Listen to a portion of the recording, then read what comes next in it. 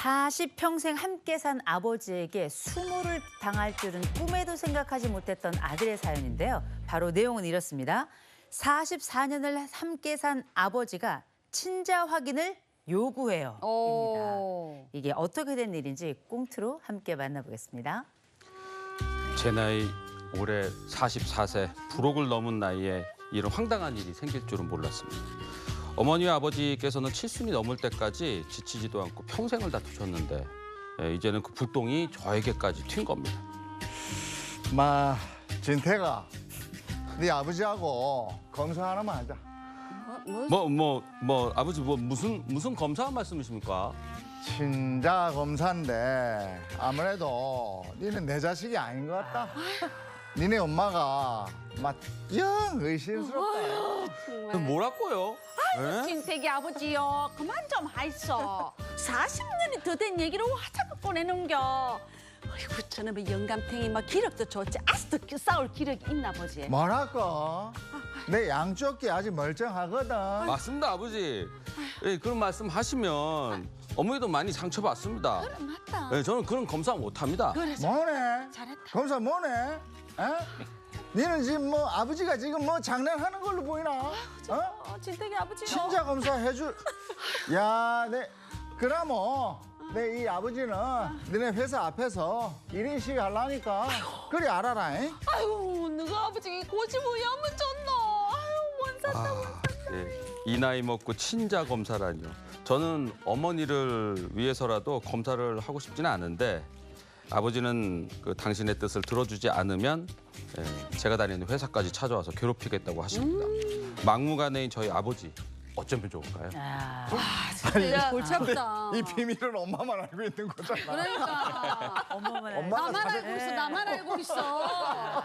부르르 떨고 있었어 저. 엄마는 아니라고 하셔야 되는데. 일단 두 모자가 굉장히 황당했을 것 같습니다. 구체적으로 이게 어떻게 된 사연이에요? 자, 구체적으로는 이렇습니다. 성격이 불같은 이 아버지를 둔 아들 A 씨의 사연인데 이 아버지가 과거부터 술만 마시면 그렇게 집에 들어와서 집기다 때려 부수고 아들에게 화풀이하고 아주 어머니하고도 오랜 시간 불화로 지냈는데 그 불화가 생길 때마다 모든 원인이 다 아들에게 있다고 그렇게 얘기를 했던 겁니다. 7순이 넘은 아버지가 40이 넘은 아들에게 야 너는 아무래도 내 자식이 아닌 것 같다. 친자 확인을 하자. 이런 충격적 선언을 한 것인데요. 그 아버지와 만약 친자가 아니라면 내가 널 키워줬던 모든 비용 다 받아낼 거고 네가 검사를 거부한다?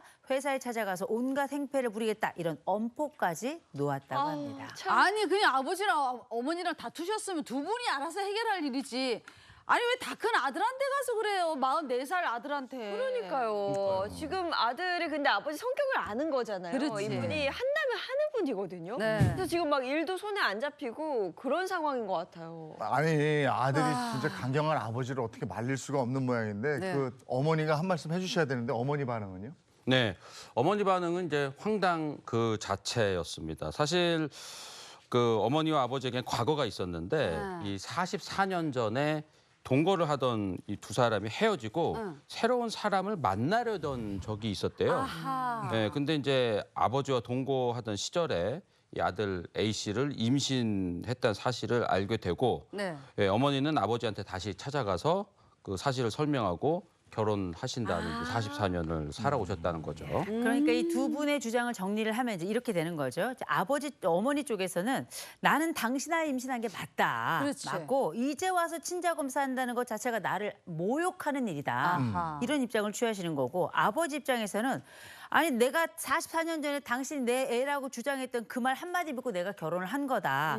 그런데 만일 얘가 내 아들이 아니라면 지난 내 인생 그 세월 뭘로 보상할 거냐.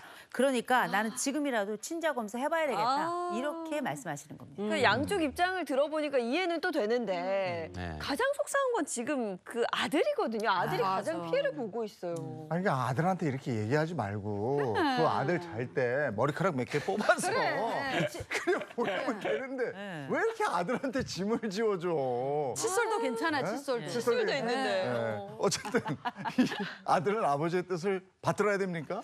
글쎄요, 뭐 아버지가 아들의 뭐 손을 강제로 붙잡고 끌고 그러게 가서 말이에요. 받게 할 수는 없는 거잖아요. 그리고 아들도 이게 뭐 법적으로도 내가 반드시 아버지의 뜻에 따라서 유전자 검사를 받아야 한다. 뭐 이런 의무는 당연히 없습니다. 그러니까 아버지의 아무리 욕을 하고 해도 내가 들어줄 의무는 없다라고 자식은 알면 될 것 같고. 하지만 뭐 이 경우에는 진짜로 뭐 친자 관계가 확인이 안 되면은 이 갈등 자체가 해소가 안 될 것 같다라는 맞아요. 거죠. 네. 그럼 우리가 뭐 두 가지로 결론을 예상해 볼 수 있어요. 친자가 맞을 경우, 네. 그럼 이 아버지는 더 이상 뭐 회사 앞으로 가서 1인 시위하겠다 이제 그런 네. 어떤 갈등 요소가 없이 그냥 딱 깔끔하게 해결이 되겠죠. 근데 만약에 친자가 아니라고 할 경우에 아버지가 이러실 수도 있어요. 너무 진짜 극대노하셔가지고 네. 내가 여태까지 너 키운 거 나 돈으로 너한테 청구할란다. 너 내 자식도 아니지 않느냐. 막 이렇게 해서 여태까지 어떻게 해? 키운 양육비를 청구를 한다.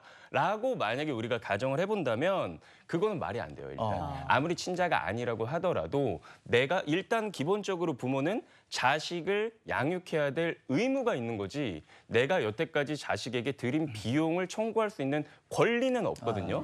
그러니까 이게 아무리 친자 검사를 해서 결과가 어떻게 된들 네. 이런 식의 시나리오는 이루어질 수 없다라는 거, 네, 좀 알아두셨으면 그러니까 좋겠습니다. 친자가 아니면 아버지가 아들 직장 가서 난동 피운다고 그랬잖아요. 이거 법적으로 제재 안 되는 거예요? 그러셨다가 진택이 아버지 정말 큰일 아, 납니다. 진택이 아버지 큰일 나. 큰일 납니다. 전과 생기실 수도 있어요. 아무리 아빠라도 남의 직장에 와서 이렇게 위계나 안 위력으로 업무를 방해한다고 업무방해죄 성립할 수 있죠. 그리고 막 술 마시면 포고한다 그랬는데 이거 가정폭력 해당돼서 분리조치 당하실 수도 있습니다. 아유. 뭐 접근 금지 조치 같은 거.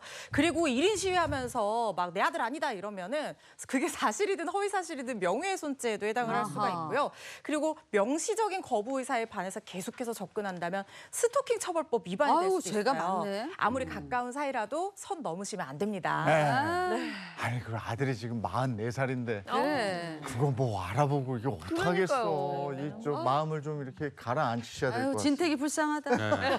아유. 아니 장씨고 나는 이씨고 그러니까 이게 의심은 가는데. 진택이 아버지가 참으셔야 돼요. 키운 정도 있는데. 아, 그 법이 알고 싶다. 여기까지 하겠습니다. 고맙습니다. 고맙습니다.